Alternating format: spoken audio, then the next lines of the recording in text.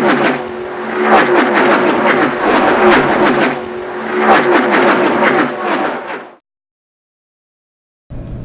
again, everybody. D'Onofrio here with Gavin Faretra as we return to Raceday preview after a 1-week hiatus for us and for the Sprint Cup Series. Gavin, was it too early in the season to have 2 off weeks? We had one a little earlier. We had one for Easter this past week. Does NASCAR lose some momentum after taking that much time off?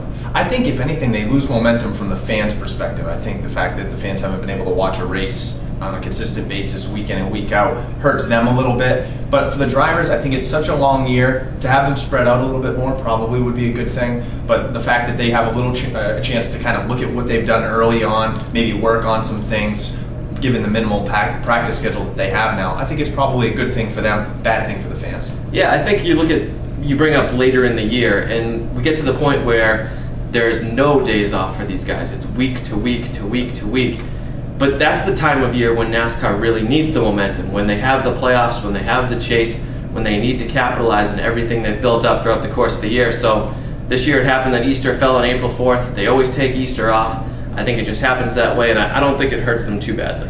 No, not too badly, but again, I think it's just, from a perspective of people trying to build interest, especially in such an interesting year that we've had so far. Yeah, we've had Johnson win a few times, but it's been just a lot more parity, it seems, than in the past. It might have hurt it just a little bit. 1/6 of the way through the season now, 20 weeks to go until the chase. We're now at the point where the top 35 drivers are locked in. Everyone else needs to qualify. So it kind of makes sense right now to go back and look at what's happened since Daytona. We'll start off. What's been the biggest storyline to this point for you? Well, I think for me, it's been Kyle Busch, in just the sense that you look back to last year, through this many weeks, he had 3 wins. This year, none. He's got 3 top 10s, which isn't too bad, but given the fact that he had 3 wins at this point last year, it just doesn't seem right without him at least winning a race or 2 here or there. So I think for him, being the driver that he is and being such an important person and a personality and everything into the Sprint Cup, I think him not winning kind of hurts it a little bit. My storyline is along those same lines. Kyle Busch, a Toyota driver, out of the chase. Right now, I think we've seen Toyota come back to the pack a little bit. Their first year, they really struggled. Second year, hit on a few things. Kyle Busch won a lot of races. Denny Hamlin, a big factor with that Gibbs team. Tony Stewart, when he was there. Right now, the top Toyota driver is Brian Vickers in 12th place. Joey Logano is 13th. But the top 11 guys in the chase standings are not Toyota drivers. I think right now that manufacturer needs to come back, and I think Kyle Busch would be a big help in doing that. Yeah, absolutely. He starts to win, maybe they can kind of feed off of that. I think Toyota as one of the leading sponsors here or manufacturers will want to get back up there, because you don't want to, given what they did 2 years ago with those, Kyle Busch had 8 wins on his own. I mean, you want to get back to where they were, and it doesn't look good right now. Who's impressed me the most so far? I would have to say Matt Kenseth. 6 races, he's got 5 top 10s, an average finish of 7.5, and if you want to throw in teammate Greg Biffle into that mix, they're 2nd and 3rd in the standings. After a little bit of a struggle last year for the Roush team, I think right now those 2 guys have impressed me. Yeah, absolutely. Mine is Dale Jr., and for the reason, he finished 2nd at Daytona, only 1 top 10 since, but the big thing for me is you go back to last year, the DNFs, they added up. I mean, 5 over the course of the year doesn't seem too bad, but only of the guys that raced 36 races last year, only Labonte and Hornish had more than DNFs than he did. So right now, he's finishing races. That's not the type of guys you want to be associated with. No, exactly. So, I mean, especially when you're the face of NASCAR. So the fact that he's finishing races, getting a little bit more consistency, I think that's a great thing for him, and he's definitely impressed me so far. Forbes reported a couple weeks ago, Dale Jr., the biggest money maker in NASCAR these days, would really help the sport to have him continue to be a factor week to week. Who has disappointed you the most, Gavin? Juan Pablo Montoya so far, absolutely. Only 1 top 5, 2 top 10s, a DNF in there, 25th in points. He's got a 26th, a 36th, and 2 37th. So right now, I mean, he's on pace right now to be well out of the chase. I mean, he's 25th, so he needs to find out what worked for him last year, because he needs to prove that last year wasn't a fluke, and right now it's looking like it was. Yeah, I'll have more on him in a little bit. My most disappointing guy, Carl Edwards. The guy has not led a lap through 6 races, let alone win a race. He hasn't led a lap. He's seen the black flag more than he's seen the green flag. It's a big, big disappointment. His average finish isn't horrible. He's still in contention. But a guy like Carl Edwards needs to be at the front of the field to have any success, and he's just not doing it. Yeah, it's along the same lines as Kyle Busch. I mean, we kind of grouped those two guys together given their history and everything, and right now they're both struggling. And, give credit to everybody else that they're running good races, but by that same token, they need to be better, and they're not being good enough right now. Right now we look at the chase standings.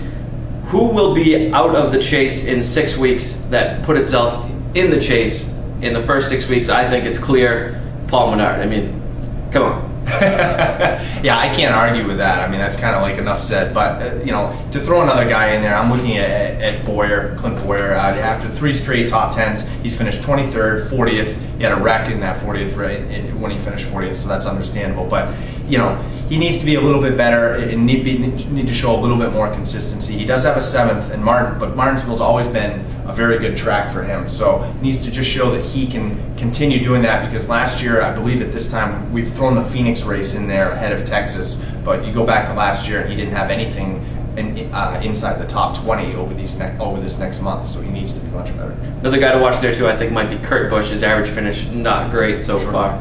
Mark Martin, I think, is a guy that we'll be looking at as a guy who's currently outside the chase, that 6 weeks from now will be, if not in, right on the cusp. Last year at this time, don't forget, he was 27th. So starting right now from 17th, he's in pretty good shape, I think. Sure, yeah, he's a slow starter. I mean, that's all it comes down to. And, he's with his age, he probably just wants to get things going and just get getting the feet in the water and just kind of move forward. But he's too good to be in 17th for much longer. Yeah, these old guys. They gotta stand up, make sure everything's aligned properly, and then they finally get moving. Well, he's in much better shape than either of us, so let's not argue. Yeah, I suppose.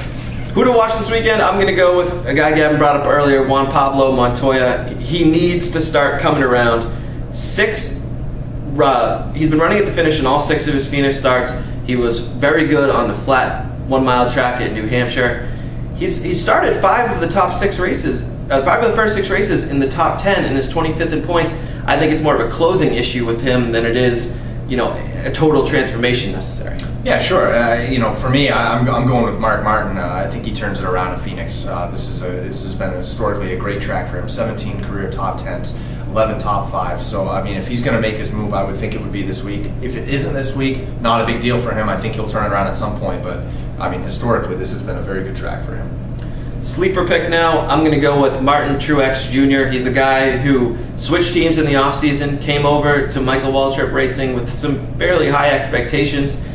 He's improved week to week. Last 3 weeks gone from 27th to 12th to 5th. I think this is a week that he and that team really start to make their move on Chase. Sure. My sleeper is Joey Logano, and just for the reason that I think being a flat track, similar to New Hampshire, a track that he knows very well and has done very well in the past, I think this might be a good track for him that maybe not win, but I think certainly a top 10 at the very least will be something that he can pull off this week. Mm-hmm. On to our fantasy picks. You'll see on the screen here, I still have a little bit of a lead on Gavin. Not a great week for you last week, no. Sorry to say. No. But this week I'm going with Jimmy Johnson on my A list. Jeff Burton and Clint Boyer, a guy you just bashed on my B list. But both of those guys have been top 13 average finish at Phoenix. And I'm going with Paul Menard because, again, the C-list principle here is that you just ride the hot guy, and right now that's it. No, that's absolutely right. I'm doing the same thing. I'm going with Menard as my C-list guy. B-list guys, I got Jeff Burton and Martin Truex Jr. And Truex for the simple reasons that you just said. He's got to turn around, and I can see him doing it this week. And not to beat a dead horse here, but Mark Martin, I'm going to go with him as my A-list guy. I think he'll chalk up some good points for us this week. I think you like him this week. I think I like Mark Martin. Winner, I'm going to go with Jimmy Johnson. He's won 4 of the last 5 races here. It's the most boring pick you can make these days. But he's won 4 out of 5. His average finish in his last 6 Martinsville starts is 2nd. How can you pick against him? Yeah, that's a safe pick, and I like that pick. So that's why I'm going with cousin Carl, who has yet to lead a lap this week. He's got to turn it around at some point. He's a favorite of mine. I do like him. He's got to turn it around, and I think he'll do it this week in Phoenix. I'm not buying it, but we'll let it play out on the track. For Gavin, I'm Dave. We'll see you next week. Take care.